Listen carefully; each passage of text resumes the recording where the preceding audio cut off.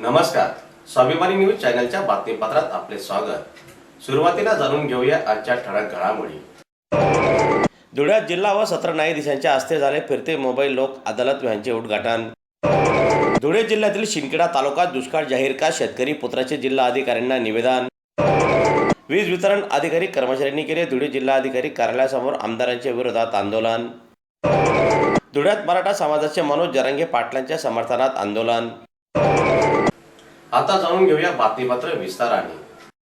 धुळे जिल्हा विधी सेवा प्राधिकरण फिरते मोबाईल लोक अदालत सुरू करण्यात आलेले आहे। या लोक अदालतीच्या व्हॅनचे आज जिल्हा न्यायालयाच्या आवारात उद्घाटन करण्यात आले। प्रमुख जिल्हा व सत्र न्यायाधीश श्रीमती माधुरी आनंद यांच्या हस्ते उद्घाटन झाले। यावेळी त्यांनी नागरिकांना या सुविधेचा लाभ घेण्याचे आवाहन केले। कार्यक्रमाला जिल्हा न्यायाधीश एस.आर. भदगले, जिल्हा न्यायाधीश श्रीमती वाय.जी. देशमुख, श्रीमती जे.आर. कुलाटे, कौटुंबिक न्यायाधीश श्रीमती स्मरणिका महाले, दिवाणी न्यायाधीश विजी चव्हाण, न्यायमूर्ती श्रीमती एस.व्ही. मडके, न्यायमूर्ती एस.एस. सय्यद, जिल्हा वकील संघाचे उपाध्यक्ष ॲडव्होकेट मधुकर भिसे, जिल्हा वकील संघाचे सदस्य ॲडव्होकेट भावना पेसोडकर, ॲडव्होकेट सुधा जैन, जिल्हा विधी सेवा प्राधिकरणाचे सचिव संदीप यू स्वामी, मिलिंद बैसाने तसेच न्यायालयीन कर्मचारी वर्ग व वकील वर्ग उपस्थित होता। आज आपल्या धुळे जिल्ह्यामध्ये फिरते लोक अदालतची शुभारंभ झालेला आहे आणि मी सर्व जनतेला आवाहन करेन धुळे जिल्ह्यातील की त्यांनी याचा लाभ घ्यावा, आपला वेळ आणि पैसा वाचवावा आणि न्याय आपल्या दारी या स्लोगनप्रमाणे त्यांनी आपला न्याय आपल्या दारीच करून घ्यावा। धुळे जिल्ह्यातील दुष्काळ जाहीर झालेला नसताना फक्त शिंदखेडा तालुक्यात दुष्काळ जाहीर कसा, असा प्रश्न शेतकऱ्यांना निर्माण झालेला आहे। शिवाय शेतकऱ्यांना पीक विमा व दुष्काळी निधी मिळवून देण्यात धुळे जिल्ह्यातील लोकप्रतिनिधी हे अकार्यक्षम दिसून आले असा आरोप शेतकरी पुत्र ईश्वर पाटील यांनी केला। शिवाय धुळे जिल्ह्यात दुष्काळ सदृश परिस्थिती असताना देखील शेतकऱ्यांना शासनामार्फत 1 रुपयाची देखील मदत करण्यात आलेली नाही। मात्र शासनाने धुळे जिल्हा पूर्ण दुष्काळग्रस्त जाहीर न करता फक्त शिंदखेडा तालुक्यात दुष्काळग्रस्त कसा जाहीर केला, असा प्रश्न शेतकऱ्यांना आता निर्माण झालेला आहे।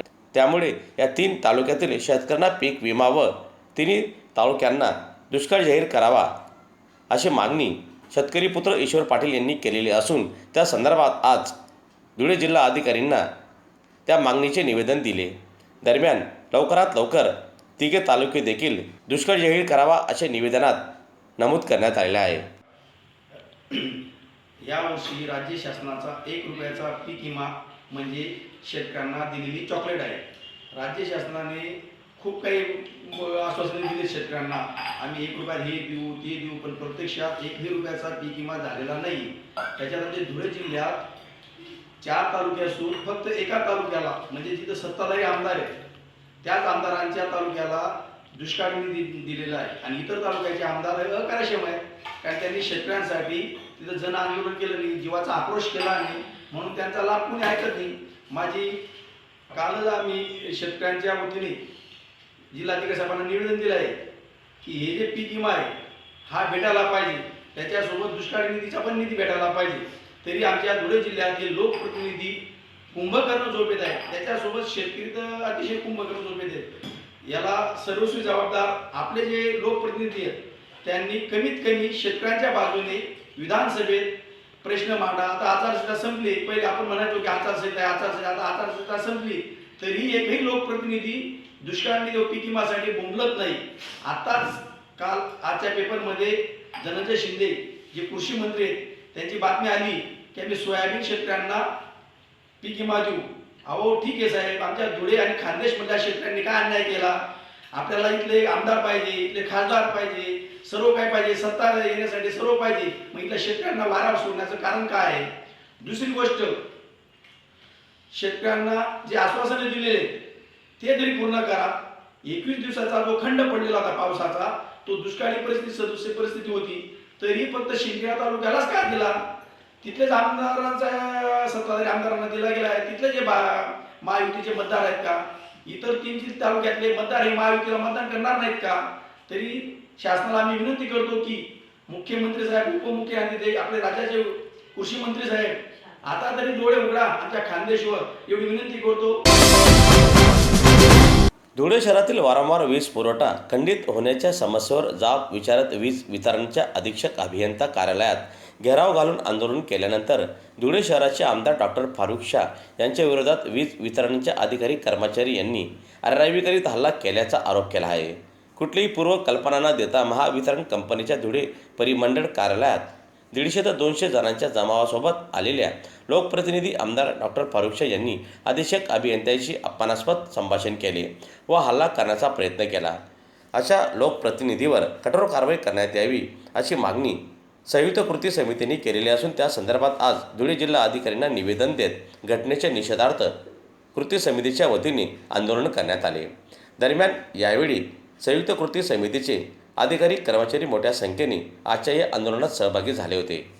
दिनांक 9/6/2024 रोजी जो काही वादळी वारा पाऊस झाला होता त्याच्यामध्ये धुळे शहरातला भरपूर एरिया असा अफेक्टेड झाला होता, जे वीज वाहिनी खंडित झाली होती.